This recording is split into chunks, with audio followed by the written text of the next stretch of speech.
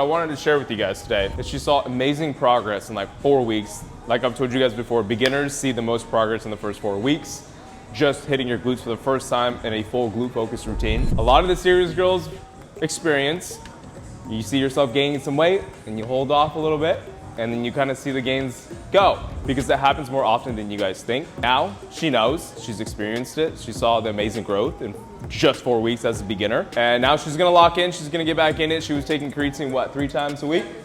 3 times a week, 4 times a week, and eating at a caloric maintenance. But if you guys stop and you stop that momentum, you will lose the gains in your first 3 months. In your first 3 months, you just like gotta commit. I don't think I've had one booty series where it was like a perfect 12 weeks. So here we are. We are in week 7. She'll get those gains back. She's got the muscle memory now. Now we just gotta stay consistent with the foods. If you guys are just starting your booty journey, it's just a lot easier to lose the gains because you're hitting your glutes for the first time in a glute focused routine. You're eating and those glutes just like pump out of nowhere.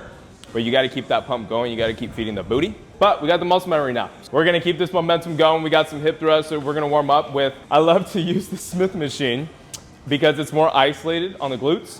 The barbell can be a little hard to balance when you guys are just starting out. So I always recommend, if you guys have a Smith machine, use it. More isolated. Even the hip thrust belt, you guys have seen us use the hip thrust belt too with some of the beginners. Starting with like 15 pound, 20 pound dumbbells. But it might take a little bit for you guys to get up to that barbell. Good. 15 reps here. This is pretty light for her, so it's a good warm-up set. Always do a warm-up set, whether that's a 45-pound plate for you, a 25-pound plate for you, or 10s on each side. So we're gonna go 4 sets, and we're gonna up the weight. We are gonna jump right into 25 more pounds on each side, so 50 more pounds. And we wanna stay in that 10 to 15 rep range. Hypertrophy, that's the best way for you guys to grow the muscle in such a short amount of time. 10 to 15 reps gives you enough reps to feel those last 3 to 5 reps, which is where the glutes are activated the most. Some of your Smith machines stop a little sooner. Ours is a little bit like that too. But to be honest, I do the hip thrust for the contraction, so we get enough range of motion to really get solid contraction. So if yours stops sooner and you don't have enough range of motion, you can elevate your feet. So like grab a box to elevate your feet, and that will help you guys get into a deeper hip flexion. So you at least reset the pelvic tilt and get a good squeeze up top. How did that feel? You feel like you're struggling yet? Yeah? It's burning a lot. Okay, it's burning a lot. But you've gotten so much stronger now. I want to see if she can get 2 plates on today. Instead of 2 45s, which is typically 2 plates, we have a 55. So she would go 45 and a 55, and we're gonna try that after this set. So she's gonna do another set, 3rd set at 10 to 15. It's a little bit of a hassle sometimes to bounce on and off the Smith.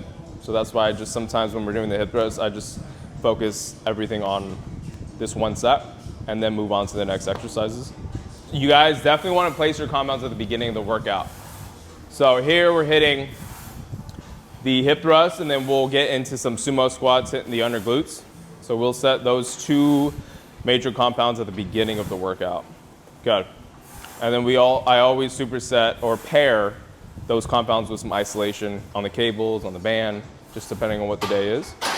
Here we go. This is the heaviest she's done on the Smith machine. She's gotten up to 235 pounds. All right, here we go. So she's gonna go 4th set. She's gonna do as many as she can at her heaviest. So we got a 45 and a 55 pound on here. Yeah, reach a full hip extension, getting a nice squeeze. But you'll find yourself lifting more on the Smith than you will on a barbell because it's stabilized for you. You don't have to balance the bar. Woo, how many did you get? 11, that's good. Let's just say you try to go up and you only got like 6 or 8 reps. You can drop the weight back down and just do like a failure set and do as many as you can at a lighter weight and add the band. So we're gonna add the band to help with more glute activation, but also force you to fail a little sooner.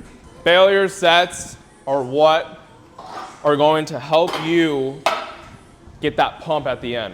They make a massive difference, these failure sets. Especially on your contracting exercises like your hip thrusts, your glute bridges, any sort of kickback with your band. Good. So she's just gonna go as many as she can. So adding a 5th set, but a light set. And this is where you guys get higher glute activation because you have better mind to muscle connection, it being lighter. So I want you guys to see a good glute pump, high glute activation, just with hip thrusts. sumo squats, a set of straight leg kickbacks, and some band work. That's all we're doing today. So we're gonna do 2 compounds. We are gonna test Jess and see what she ate today in week 7. Jess, what did you eat today? Today, I had protein yogurt this morning. It was 20 grams of protein, barbecue chicken plate from Tender Greens with mashed potatoes, and then I also had protein coffee. Protein coffee? Yeah. How many grams? I think it was only 15. It was a protein coffee from where? From Starbucks. Oh, okay. Oh, that's probably like 300 calories. Yeah, I know, probably. So we're roughly around 1,000 calories. So straight leg kickbacks. I do recommend you guys do these on the bench so you can up those weights. I get this question all the time. What's the difference between standing and doing them on the bench? You're more stabilized on the bench, so you can increase the weights. You will notice the difference. Your reps and your weights will go down standing versus on the bench. So getting comfortable to where you guys are on a 90 degree with that knee that's on the bench. And then remember, we gotta get this knee up past hip level to contract. You gotta make sure you get that knee high enough to feel that upper glute, okay? So we'll go 3 sets of 15. If you attempt heavier weight in your second and third set, you can settle for less reps, but at least getting 10. Good. Our goal is always to get back up to 15 reps. So, what are we having for dinner? Definitely having a protein shake. You're drinking peachgainz. Yeah. So 25 grams of protein depending on what she puts in it. So 400 calories more, and then 25 grams of protein, so that'll set you around 1,500. Now what for dinner? And then I'll probably do a bowl of some sort, probably just some Chipotle, like a chicken bowl. Chipotle is always good go-to. Cheap, probably like $13. And you know, you control the amount of calories that come with that and carbs. Whole foods, it's whole foods, and then you just pick your meats. What's your meat usually? Chicken, like almost every time, yeah. And that'll be perfect. We'll hit our calorie goal around 2,000 and our protein goal around 100. All right, here we go. Let's open those toes a little bit. Yeah, there we go. All right, now we got some sumo squats. So the next compound we are doing in this glute workout today, we're doing these to stretch those under glutes. You are not hitting your top shelf doing squats. All right, I see a lot of videos on social media. We do these for activating those under glutes. Really good. So making these more glute focused by opening up those toes, allowing her hips to sit into that deficit, opening up the knees and toes and overloading the glutes. And we have this elevation here so she can get that kettlebell down into that deficit. Yeah, these have gotten really good. You might not be able to get as deep when you guys first start doing these, but you do them over and over and over again. You strengthen your glutes, your hips, and you'll eventually gain that flexibility to do these in a deficit. Good. How's that weight? Good? Okay, we'll go 3 sets of 10 to 15. Try to up the weight, but staying in that 10 to 15 rep range. All right, we're gonna actually let this hang like off to your knee, yeah. So just set your arm to where this will stay on your knee. There you go. This is pretty heavy. So quadruped hip abductors love these for the lateral glutes. Think of these like your fire hydrants with a band on the ground. You wanna open up behind you, yeah, but still have that tilt forward, open up behind you. You're gonna feel it right here. We'll go 3 sets of 10, find something to stabilize yourself. So we have this handle here that we're using. 25, I'd start with a 10-pound plate, work your way up. All right, here we go. We got donkey kickbacks. We're getting into the burnout. We put the BFR bands on for the burnout, producing that metabolic stress, adding some more resistance. As we do this burnout with the fabric booty band, we're gonna do 2 rounds. She's got 20 donkey kicks each leg, 20 to 30. So I always like to set that 20 to 30, because if you can get 30, do it, because you have lighter resistance and you will get longer time under tension. We got the peachgainz fabric booty band, putting it mid-thigh so you get enough range of motion, but you still get good resistance. Yeah. Second exercise to the burnout, we got the banded frog pumps. Again, placing that band a little lower like she has it here, so you keep your knees open, wider than you would on a glute bridge. You're on the sides of your feet, those knees staying wide are activating your lateral and upper glutes the whole time you're contracting through that range of motion. Good, and we're gonna go 30 reps, feet elevated. You can use a Bosu ball, you can use a little box, something that just gets your feet above your hips. Good. Back flat, reset the pelvic tilt, lovely. Get nice and high to squeeze, good.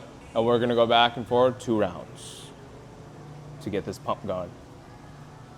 There was our glute workout. We did 2 compounds for you guys that we do every week, 2 times a week. We did straight leg kickbacks for the upper glutes and then some banded work using the BFRs at the end to help you guys produce that pump. Now, We're gonna get these gains back. She grew an inch in those first 4 weeks, and now she's just gonna stay consistent with her calories and protein. She's gonna take creatine 3 times a week just on her training days. She's a model, so she doesn't wanna gain too much water retention, but as long as she's taking care of the calories and the protein, she'll be fine, and she'll continue to see that growth.